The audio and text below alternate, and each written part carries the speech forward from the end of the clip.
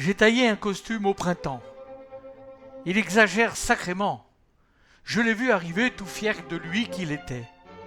Il s'est assis tranquille entre le village, la mer et les collines. Ah, ça, pour être fier, il l'était, le bougre, à montrer sa nouvelle collection. Seulement voilà, l'hypocrite, il a gardé ses chaussettes en pelote, ses bonnetteries et tout son canevas de laine sur le dos. Et ça vous vient avec un grand air tout parfumé des prairies.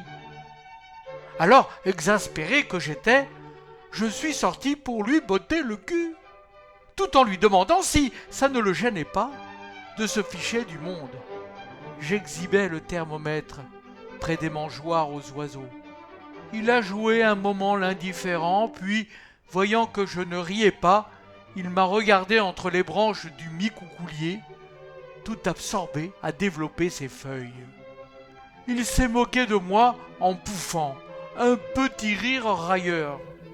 Il s'en est allé percher tout en haut du clocher, puis il a fait un bond et se retrouvait sur le toit de la maison.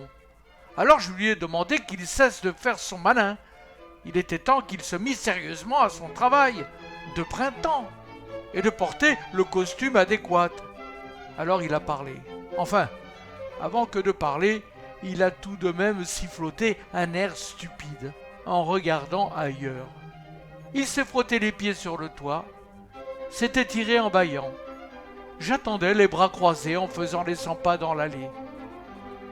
Ayant fait sa pendiculation, il a posé ses gros doigts sur ses genoux, puis il a daigné me regarder de ses yeux ronds et chauds, remplis de violettes, de roses et de bleus poudrés. Et enfin, d'une voix qui ne craint pas l'orage, « Écoute, mon petit monsieur, les nuages ont une vie qui ne me regarde pas. Ils sont là, et la pluie qu'ils ont dans leur poche ne me regarde pas du tout. Moi, le grand chef m'a dit, c'est l'heure, tu descends avec toute ta panoplie et tu ne t'occupes pas du reste. Voilà, monseigneur est-il satisfait ?»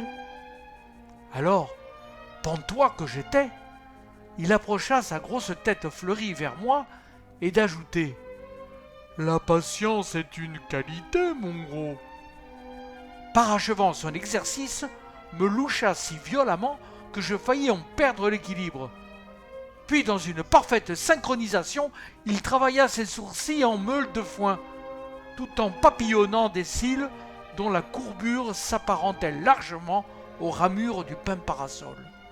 Enfin, il grenouilla ses grosses lèvres en talus herbeux, et avec une douceur toute suspicieuse, il conclut.